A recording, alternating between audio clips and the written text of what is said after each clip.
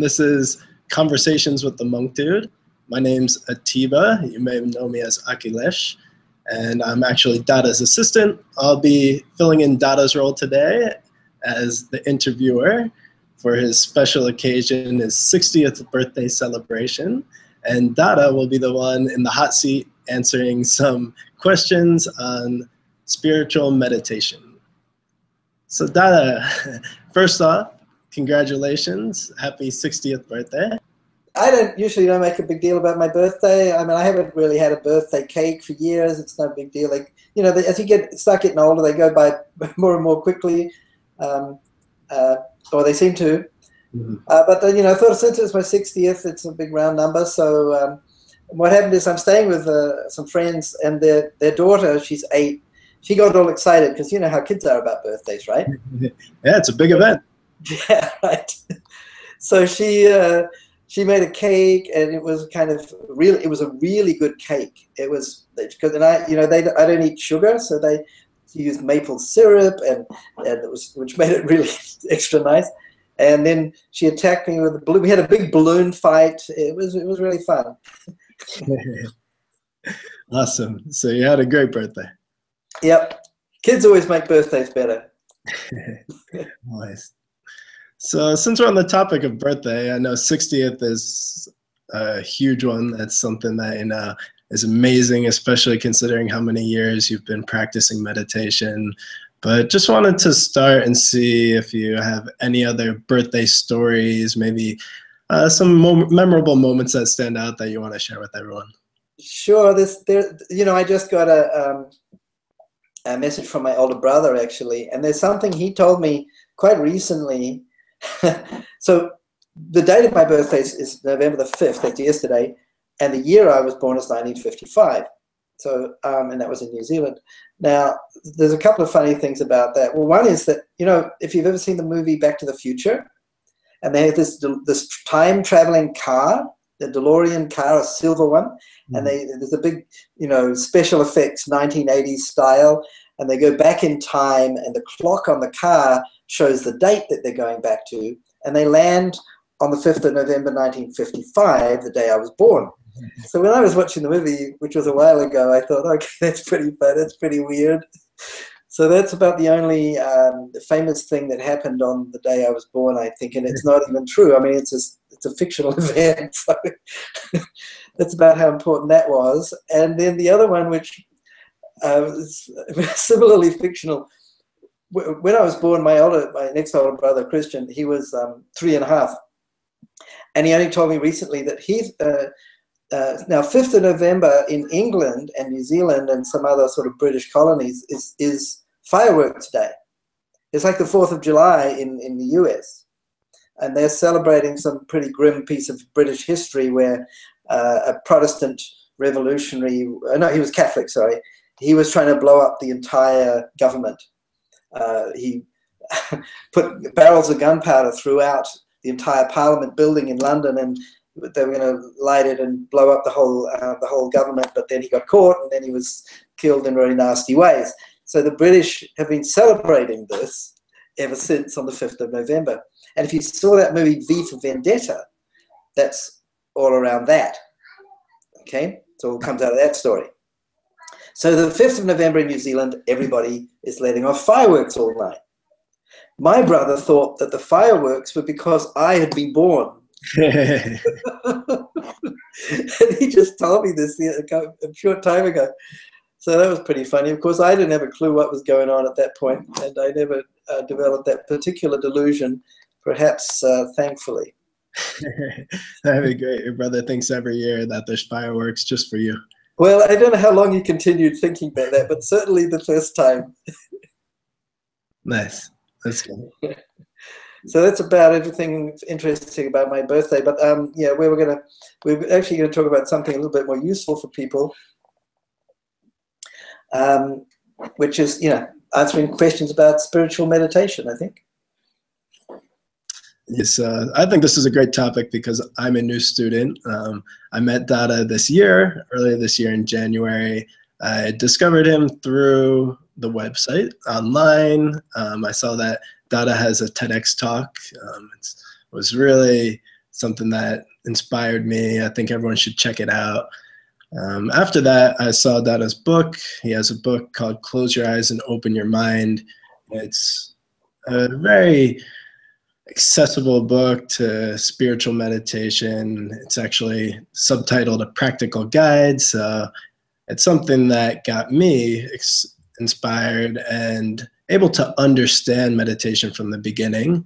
And for the past few months, I've been trying to make it a daily habit. So I'd like to start talking today with some of the things that we promise. Like, first off, if someone like myself is brand new to meditation, very interested in it, but doesn't have a habit, what are some keys to building a daily habit if you're not a monk and not practicing with a group? If you're on your own, give us some tips. How can we make it a habit? Sure. There's a number of things you can do to make this a lot easier. So, I mean, I've got a list of 100 tips or more for meditation, but let's pick a few key ones that someone might want to use when they're starting out.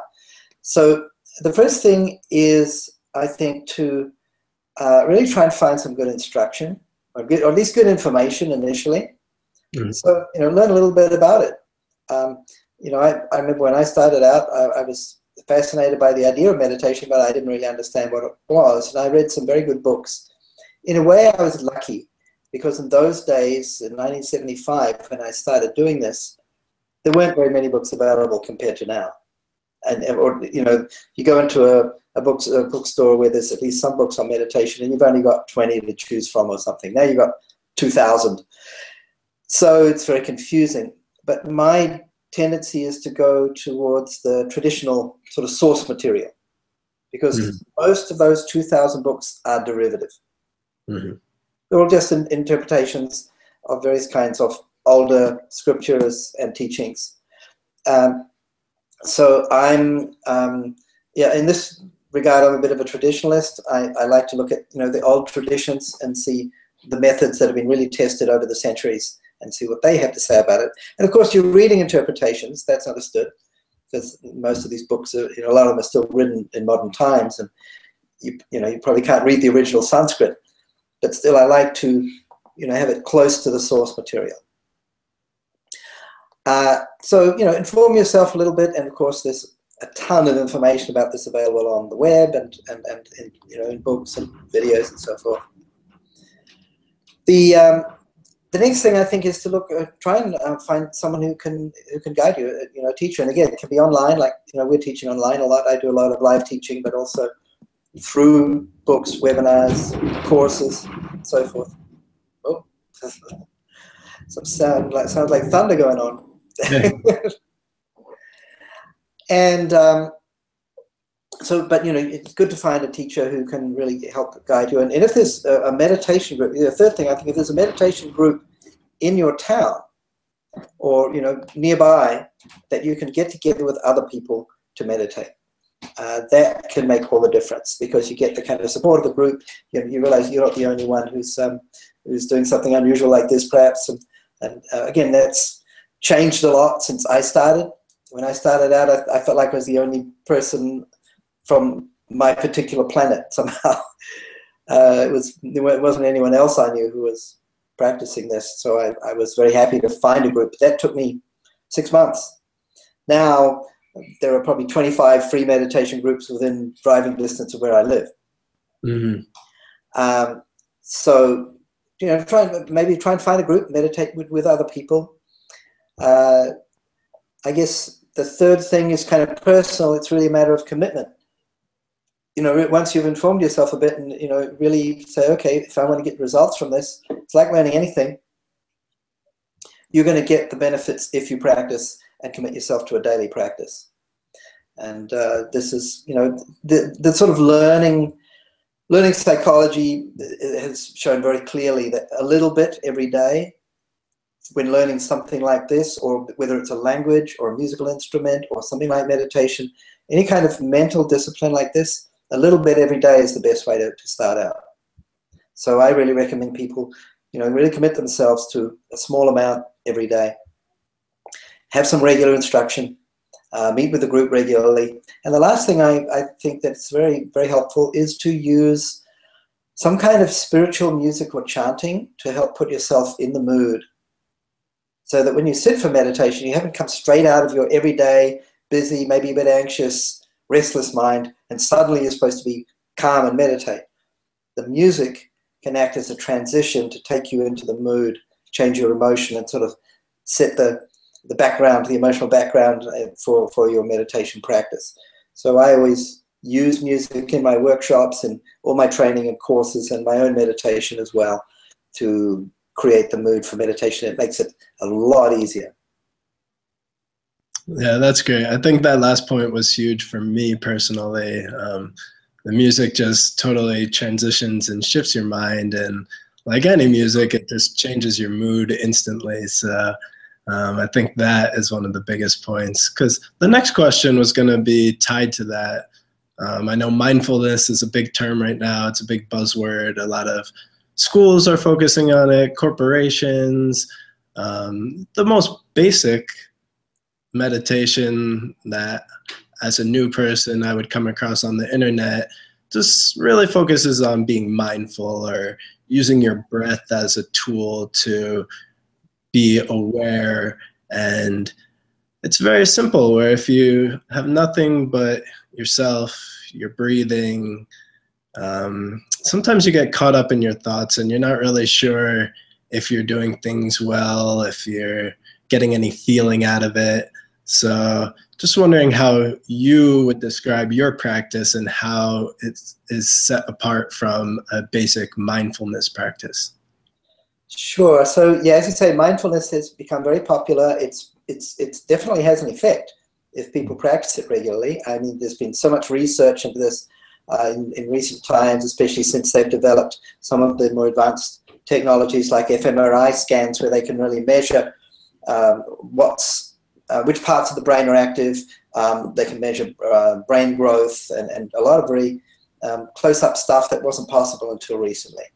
Of course, that's going to become more sophisticated more and more rapidly as technology advances. But now it's the first time in history that we've been able to take a look at what's happening inside a living brain.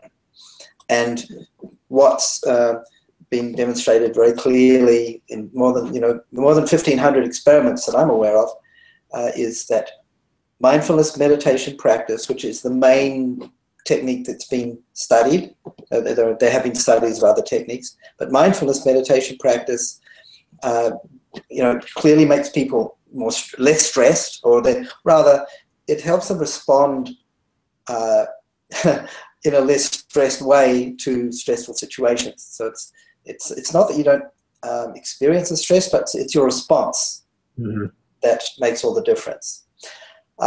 They've measured how it actually stimulates brain growth in certain parts of the brain, which are very, very healthy, creates new neural pathways, which again reflect healthy thinking habits.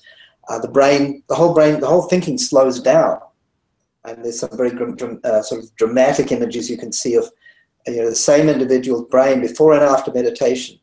And before, you can see all these colors which reflect the amount of blood flow in different parts of the brain. So it's kind of organized through the computer to show to represent what's happening in the brain. So there's a lot of activity represented in the sort of before image, and then afterwards there's very little activity. The mind is much quieter. And this, of course, is one of the main reasons a lot of people turn to meditation, is because their minds are too busy. They can't stop thinking. Sometimes they can't sleep. They just feel so stressed as a result of this overactive intellect, essentially. So mindfulness really helps with all of that. It's also been shown to help with focus, paying attention. And then there are other techniques that have been studied, again, less intensively, and because they're harder to measure. But one of them is a compassion-based meditation, which comes out of a Buddhist tradition, but also has some crossover with yoga meditation practices that I'm teaching. And that's been, again, shown to have a lot of benefits in terms of improving people's emotional intelligence, their relationships as a result, and so forth. So I think characterize mindfulness as being a very important component of meditation, but there's a lot more to it than that. Well, why don't we jump into that then? If there's a lot more to it, in the practice that you teach, I know one of the main components would be a mantra. So you've talked a little bit about music, but with the music, there's also a mantra. And I know a lot of people don't even know what a mantra is, or know a little bit about it, that it's kind of a phrase, and what is the importance of it. Sure. A mantra is a word or a phrase, usually in Sanskrit, and it's used as a focus in meditation. And this can be part of a mindfulness practice as well, because mindfulness just means concentration. So, in meditation, what you're doing essentially is concentrating on one idea or one thing rather than many, and rather than letting your mind wander all over the place. So in its simplest form, meditation is concentration, and it pretty much always requires concentration. Now, in the typical mindfulness practices that are taught as a part of Theravada Buddhism, which is one of the main branches of Buddhism, the typical focus would be the breath, as you mentioned earlier, or it may be focusing on particular parts of the body. In yoga, this is known as dharana. It's one of the 8 limbs of yoga. So yoga has kind of 8 practice areas of practice. One of them is this type of concentration. So it's a part of the old yoga system, which Buddhism to some degree actually grew out of. Now, what we add when we start using a mantra is a particular effect of the sound, the resonance of the sound in your nervous system, and the effect that sound has on your state of mind. Now, we can experience this very easily just by listening to some music. If you listen to your favorite piece of music, it'll change your mood almost immediately. The sound is resonating with your nervous system and your chakras, if you know what they are, and that can put you in a different mood very quickly. And you can see this used very, very effectively to kind of manipulate your emotions if you watch a film. So the background music in a film, you usually don't notice it. The story's going on, that's what's in the front. But behind that, you've got the music creating this emotional, background for the story. And if you take the music away, it feels flat. It feels, unemotional. So we use mantra, and especially music with the mantra, to really engage the emotions and induce the kind of emotional state that's going to be conducive to a deep, peaceful, blissful experience in meditation, rather than one which is what a lot of people experience when they just start off just trying to focus on their breath, or something, like just focusing on the body, what they call a body scan. A lot of people find that very difficult. And they find that when they sit there to do that, the mind is still very restless, and they're just kind of fighting all the time to try and keep their attention on the idea of the breath, which is, when they're not in the mood to do that, it doesn't feel particularly enjoyable. This is what, I didn't do that kind of practice for very long at all myself, but so many people have told me that when they started using the mantra and the music, and then going into the meditation, it felt completely different. It was much more enjoyable, pleasant. They felt drawn into it rather than having to fight with their own minds all the time. Yeah, I think that's pretty common for a lot of people. I just noticed that, just a heads up, that we are having some technical difficulties here. I'm sure everyone will get the replay and they'll get a lot of information out of this. But I just got a response from someone saying they were having a problem logging into the room. So right now, to have people submit questions for a little bit later on, they're having some difficulties entering in. So if you notice me right now in the background, I'm sending off a link that's called an emergency link that they can use to enter the room. So an emergency link, that's cool. Webinar Jam just changed some things up, so there's back in case there's any technical difficulties like this, we can send that link out. They can directly click onto it and enter into the room. Oh, that's cool. Can you? Okay, that's great. So yeah, you do that while I'm talking. We'll make sure we get that going. While I'm responding to your questions, I hope you can divide your brain in two, which is what you're not supposed to do in meditation. thanks for dealing with that at the same time. No problem. So I'll do my best there. So where do you want to go next? Well, next I was thinking that you can tell us a little bit about the surprise announcement. I know a lot of people have gotten it already, because as soon as you register for the webinar, you will receive a special gift. And you could tell us a little bit about, first off, what that is and why you're doing it. Sure. So, well, firstly, I'm from New Zealand, and one of the things that's special about New Zealand is that it's, according to certain, well, again, we talk a lot about movies today. Certain movies, New Zealand is occupied by hobbits. So hobbits have a tradition that on their birthday, rather than receiving gifts, they give gifts to everybody else. So I thought that that would be an appropriate way to celebrate my 60th birthdays by giving away my meditation book to whoever wants it.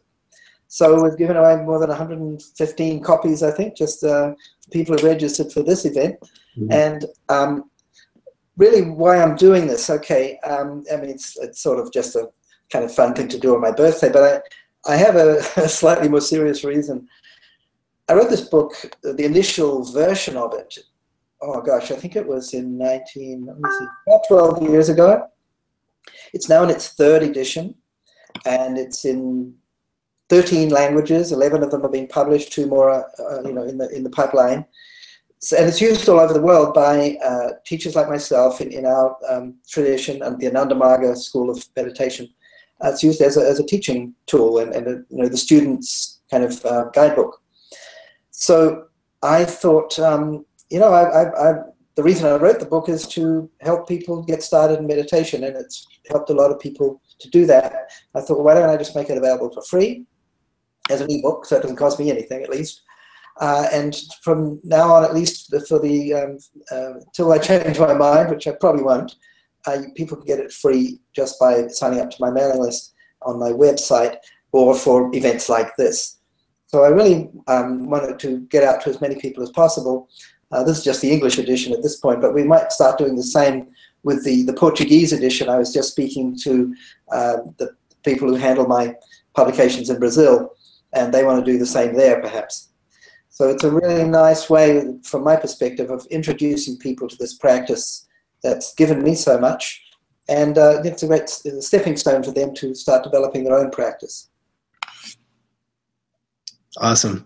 Yeah, and for me, firsthand experience, that was the first step. So I think by reading the book, the first chapter starts out with just questions that everybody has, and takes you from there with the common questions so that you can get them off your brain into actual techniques within the meditation practice that you teach.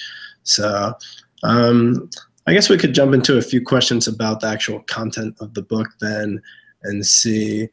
Well, first off, let's start with the first chapter questions. What is the most common question that you get from someone new and wondering about meditation? Well, actually, one of them was the one you already asked about the difference between mindfulness and what I teach, or they say, oh, do you teach mindfulness? So we've already answered one of the most commonly asked questions, but there's a lot more. A lot of people would ask something like, well, what's going to happen if I start meditating? I mean, what kind of benefits am I going to get? So this is a pretty extensive list. If you can. And I mentioned some of the benefits that have been verified by sort of laboratory-based research, but it's not a new discovery.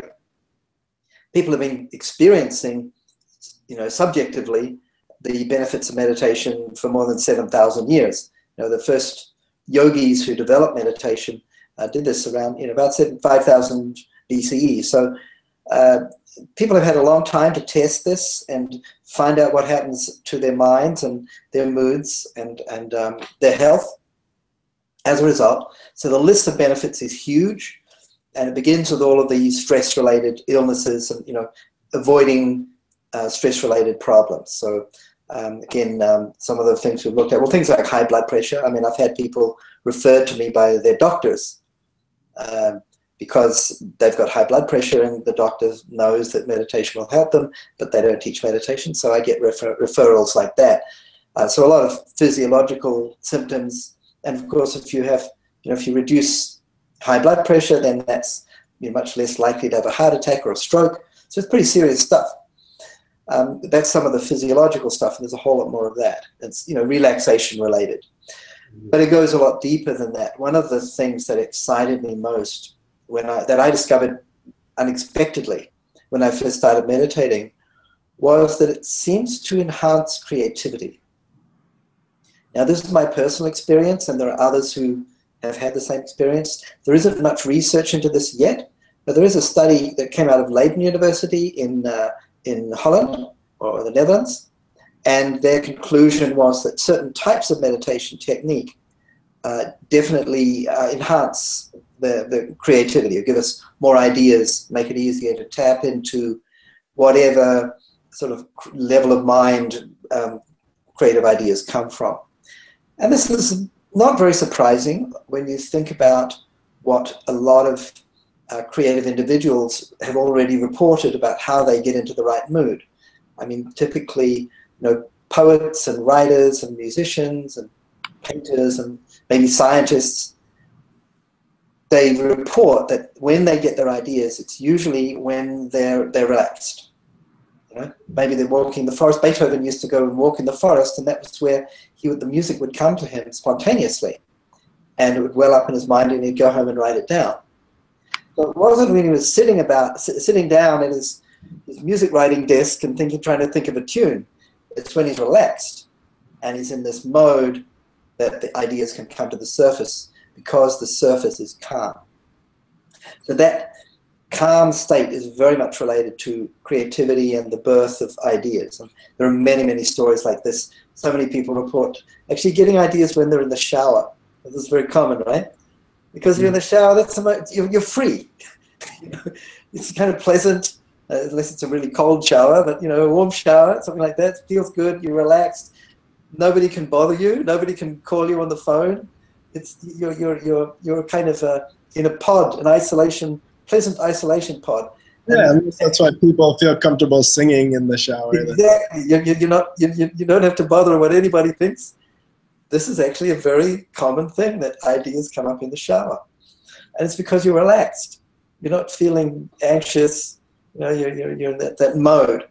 So the sort of creative mode of mind is very much related to meditation. And there's actually a specific meditation technique known as pratyahara. It's a kind of visualization that helps you to withdraw your attention from the external world and focus it inward.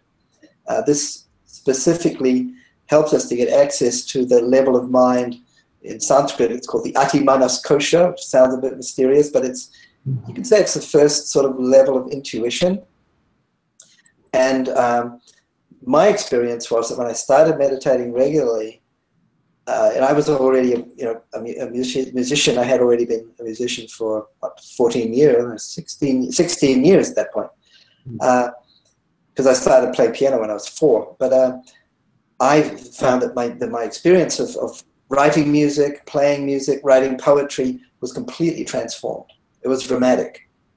So I think that's a big benefit that is underreported. Not that many people are aware of that. Most people know that meditation helps with stress and with maybe focus and improving concentration, but not so many people are aware that it really enhances creativity. Another one that, again, people I don't know so widely is how it can improve relationships. And a lot of the compassion research being done at Stanford looks into this. So I was, the last interview I did on this show was with Dr. Jim Doty. Some of you might have seen it. And he's the head of the compassion research project at Stanford University. And they've really done amazing work showing how compassion-based meditation particularly helps to improve our feelings, and we feel better about other people. We feel more love for other people. We feel more empathy. We can sympathize with them more. We are more inclined to help people. And obviously that's going to improve your relationships. And so it can really have a dramatic effect on how you get along with people and whether they like you or not, and whether you deserve to be liked or not. Yeah, I think that one becomes a natural factor as well, because as you get to know yourself better and you become more self-aware and you become more compassionate, then you're going to be able to interact with people better, and you're going to think about them. You're not just going to think about yourself, but you're going to naturally be more inclined to have a wider perspective and to put yourself in their shoes, see if there's anything you can do. If you notice that they're having a tough time, you're going to be more inclined to want to help out. Yep, definitely. So I want to qualify this a little bit. Now, that particular research I just referred to, based on compassion-based meditation, that has that kind of effect. But there are different types of meditation, and not all of them have the same effect. It's worth remembering, for example, that the samurai, they practiced Zen meditation, or at least part of it, and they weren't known for their compassion or empathy. They were very ruthless warriors supporting a pretty tough dynasty, you know, the various shogun dynasties. So I think it's really, really important to remember that, you know, by focusing your mind, by concentrating on something, you increase the strength of your mind. You increase it's like you're exercising your concentrational muscles. The reason why meditation is usually taught in the context of an ethical framework, as in yoga or Buddhism or Taoism, you know, these old traditions, is because, you know, a strong mind can be used for many things. We can, you know, use that focus and intense capacity to be in the present and be in the now and do something very effectively and expertly. We can use it in bad ways as well. And a lot of people in the Buddhist and yoga communities that I come across, I speak with, or I read articles, they're a bit concerned that maybe this modern kind of revival of interest or upsurge of interest in mindfulness, maybe it's not necessarily a good thing in some cases. Maybe people are just using it to become better at exploiting people and making more money and keeping their workforce passive so that they can handle stress, they can put more pressure on them, and they don't complain. So I think it's very important to remember that, you know, we shouldn't leave out the moral dimension of this. And I think that's really important too, and I've actually heard that concern, you know, assisting you, and to me, I thought it was really inspiring to see. You know, one of the first videos I saw besides the TEDx talk was that you have spoken at Facebook, at Google, Intel, Cisco, and all these big name corporations, and you often get that same concern where other people worry if that is their intention to make more money and to make their workers compliant, or is there really going to be a benefit in the work that you're doing? So I kind of want to put that question back on you and see why, knowing that there is that possibility of not such great intentions for these companies, is part of your focus right now to bring meditation and specifically your meditation to their offices and their employees. But what differentiates your style versus other mindfulness and just any other style? Sure, I think that's a question that fascinates me, because honestly, I don't quite know what is going to be the outcome of this, you know, widespread interest and spreading practice of mindfulness in that context. I know that most of the people who are teaching mindfulness in that, they themselves see it as a spiritual practice, and they have a deeper practice, and they're just teaching the part of it that they know is going to be acceptable or accessible to, you know, the people in the organizations that they're working with. So I think most of the teachers really have an intention to take it deeper. I can't speak for all of them, but I know a number of people who are teaching meditation in that environment, and they know very well that meditation is way more than just concentration. And they know that it's supposed to be part of becoming a better person. And so I think their intention is by and large, you know, very positive. However, and at the same time, probably the intention of the people who are organizing the programs and inviting teachers and speakers like me or others into their organizations, they're probably trying to help people. They're trying to help their staff who are suffering because they worked hours that are ridiculously long, and it's not even necessarily that productive. So I don't think it's that anybody, as far as I know, I don't think anybody's got a really bad intention here, but I think we have to be careful because the problems are systemic. These organizations, for-profit corporations are designed to maximize profit and efficiency, and often they don't really regard the welfare of their workers as the first priority, as has been demonstrated in this big debate about the way that workers are treated at Amazon, for example. Mm-hmm. So, people get overworked. They're put under more pressure than is reasonable in order to make a profit. And it's true that sometimes, the HR department, the human resources department, they have to solve this. They bring in someone to help with, a mindfulness program because they know that it's going to help the staff feel less stressed. And the end result might be that the company is able to just work their staff harder without being accountable. So while I feel very positive and excited about being able to come in and introduce this kind of practice in that environment, because I think there's a huge need for it, I think we've got to see it as part of a bigger change. And we shouldn't forget that and just think we're going to solve this little problem that people are getting too stressed because they're working in what is ultimately an unnatural work environment. I think we've got to, what I would really like to do is help to bring more awareness and compassion amongst the leaders in these organizations so that they really start addressing the need for systemic change. Wow. I think that's a huge point right there because just in my experience, I'm a graduate from New York University.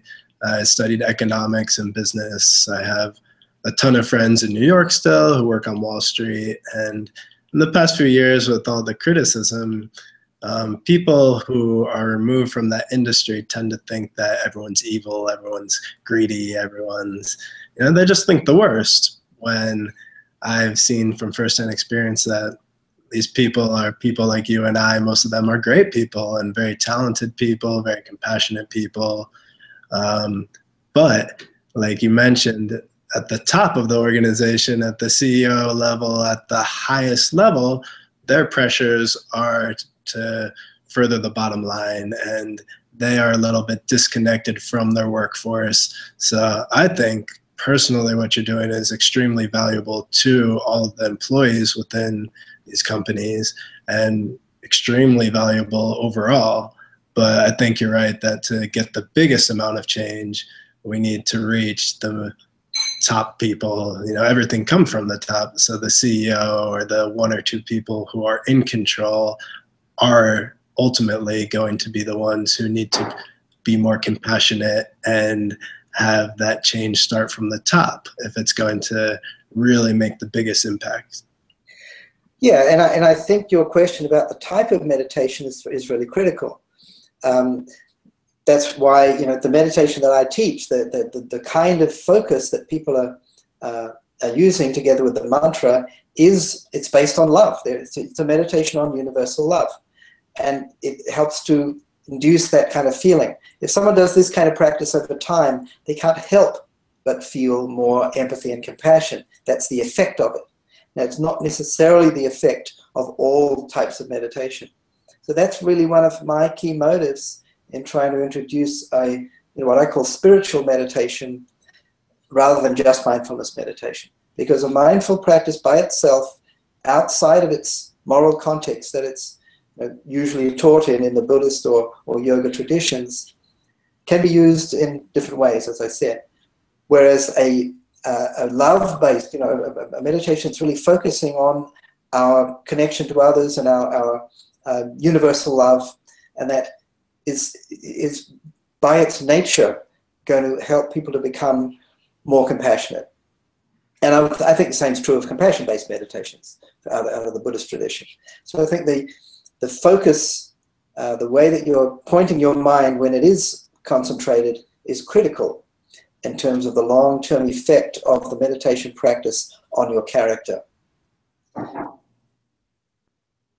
Awesome. I think that's the biggest point that people should get out of this, especially since you said we're really clarifying spiritual meditation versus other techniques.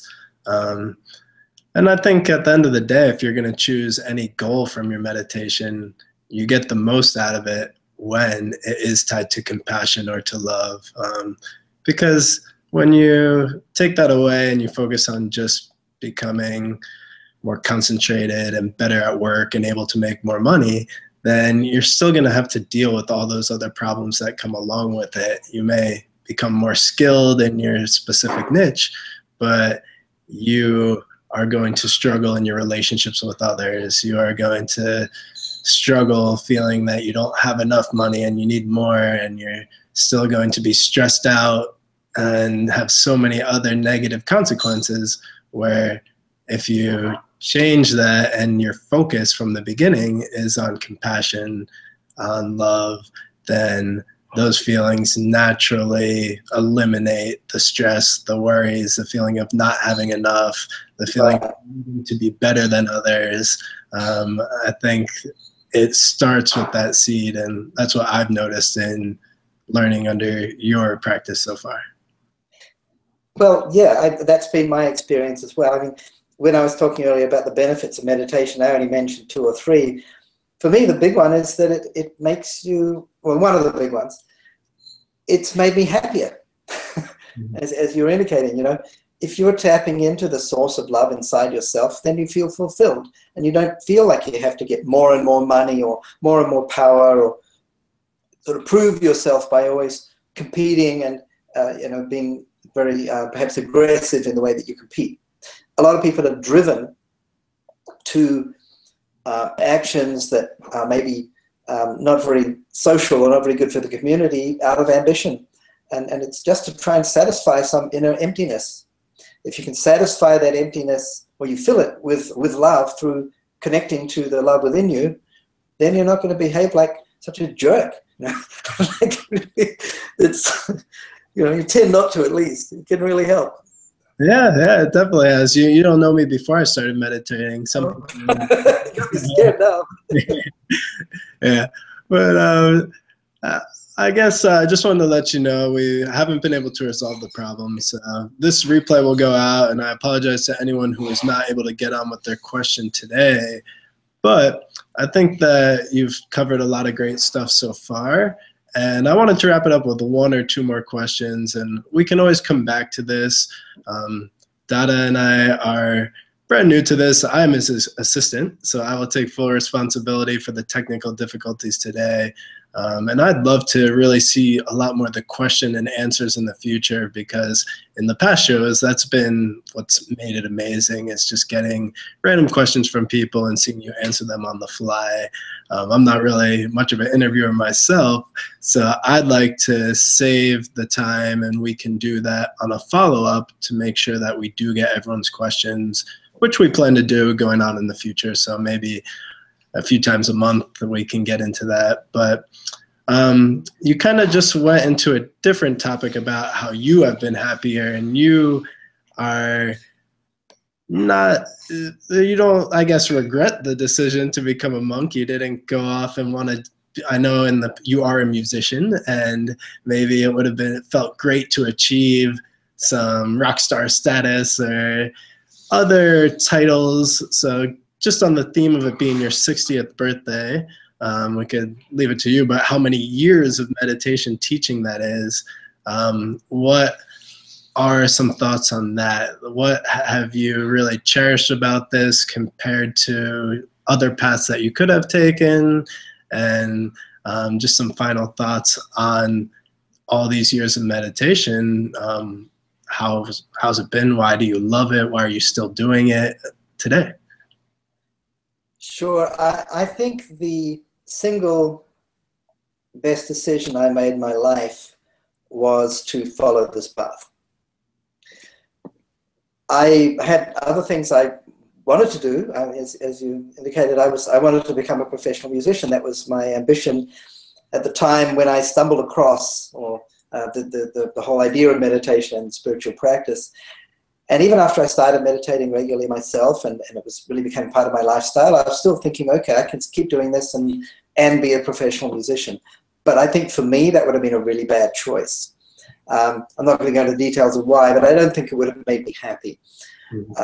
Rather, I found that, the thing that had made the biggest difference in my life, the thing that had enabled me to really find happiness within, was the meditation practice, not the music. I mean, I love music. I love playing music, but actually I don't want to do it all day. And I know a professional musician, especially I was going into classical music maybe, but then I was thinking more to go into pop music, but I was beginning to do that. But either way, it becomes your whole life, and that wouldn't have brought me fulfillment, and I think it would have brought some other problems as well. So I'm really clear that this was a great decision for me. I have no regrets. Of course, it's not a choice, and that's not, not everybody should become a monk or needs to become a monk in order to lead the kind of life that they're going to find fulfilling. But for me, it was definitely the right choice. And the funny thing is, I've been able to use music. And I sort of gave up music in my mind. I was giving up music to become a monk, and I've ended up, recording, 8, 9 albums with all kind of amazing musicians. I've done big show concerts, like with thousands of people. I played with some world-class musicians. But now I really just weave it into my teaching. Whenever I'm speaking or teaching, I always incorporate spiritual chanting and sometimes songs that are really on topic, inspirational music, and it becomes a part of my way of communicating these ideas to people to help to inspire them to change their lives and really take advantage of this opportunity to use the beautiful practice of meditation to enhance everything else that they do. Yeah, no regrets. So it's been a pretty happy.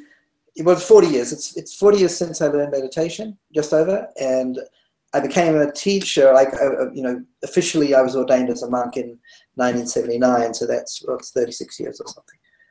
So it's really been my whole life, and it's been fascinating. Yeah, I could only imagine, but I think that's great. I was still wanted to get a little bit at the root of, you chose to be a monk and you had all these other ambitions like music, and you say it's so fulfilling, but what is the most fulfilling part of it for you then? Why every day do you still enjoy this? Because the mind, your state of mind, is the key to your life. Mm-hmm. You can be a big, successful, rich, can be a king, but if you're not happy inside, what's the use? Mm-hmm. Or you can be somebody, I saw this, there's a documentary somebody made about happiness, and they're talking to different people, and they found this guy, he's a rickshaw driver in India.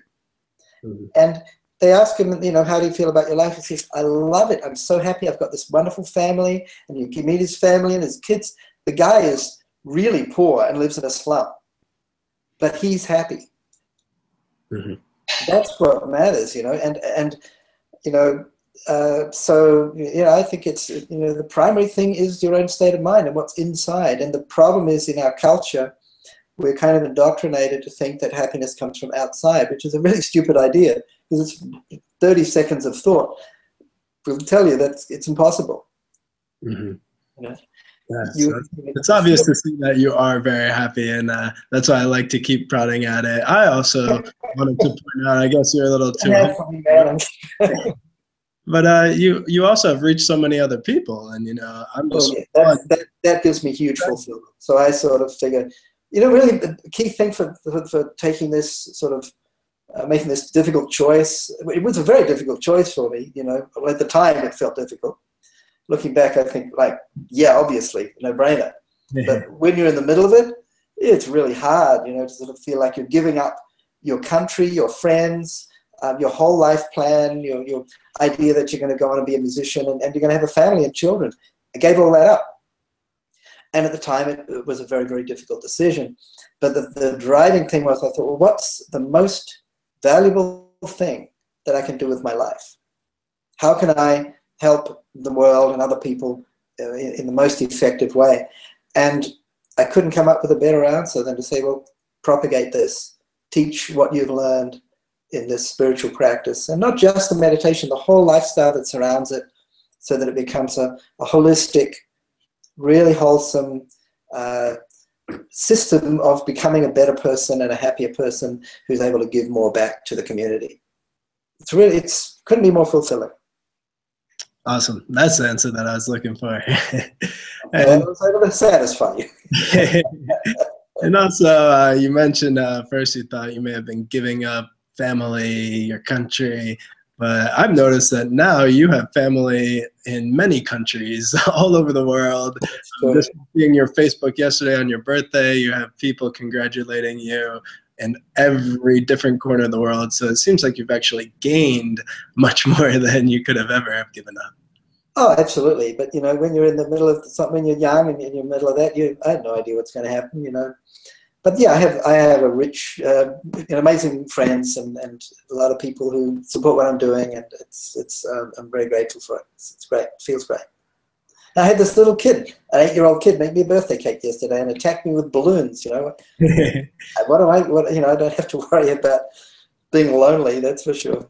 I try to be alone actually because I like writing and doing music. So I have to sort of escape from my friends sometimes.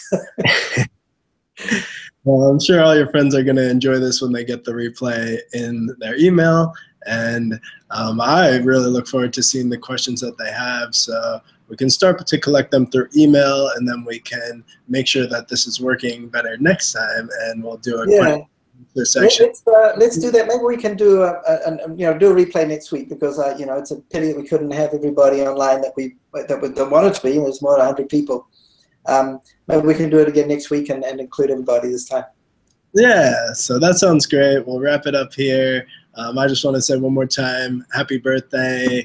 Thank you so much for sharing this practice with all of us and just taking your time out to really personally, I've gotten to learn one-on-one, get so much instruction over the past few months, but I know that for me, it's just the tip of the iceberg over your whole career. So for everyone who didn't get to make it, I want to say thank you, happy birthday, and we're really glad that you're here and doing what you do every day. Well, thank you so much, Akhilesh. It's students like you who really use what I'm teaching and apply it, and you've been so supportive and helpful in promoting what I'm doing. You make it all worthwhile. Thank you. Cool. And thanks everyone else. We'll get those questions sent to us, and we'll have a new session where it'll be completely question and answers for anything meditation related, and hopefully we can continue doing this into the future more regularly. Cool. Yeah, definitely. All right. Well, we'll see you soon, Dada. Enjoy your stay in Canada, and once again, happy birthday. Thanks a lot. Ciao. See ya.